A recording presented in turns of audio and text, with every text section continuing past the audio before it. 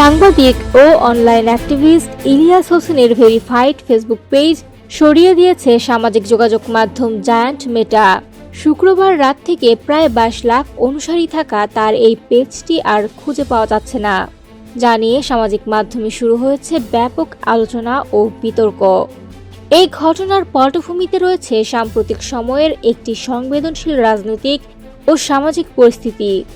ইনকিলাব মঞ্চের মুখপাত্র এবং ঢাকা ৮ আসনের সম্ভাব্য স্বতন্ত্র প্রার্থী শরীফ ওসমান হাদির মৃত্যুর পর রাজধানীসহ বিভিন্ন স্থানে উত্তেজনা ছড়িয়ে পড়ে।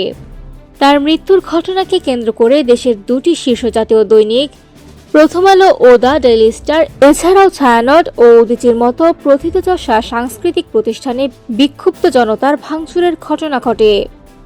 এই উত্তাল পরিস্থিতির মধ্যেই বৃহস্পতিবার রাতে ফেসবুকে একাধিক উস্কানিমূলক স্ট্যাটাস দেন ইলিয়াস হোসেন।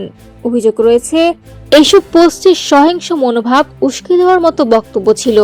এরপরই শুক্রবার রাত থেকে তার ফেসবুক পেজটি অদৃশ্য হয়ে যায়।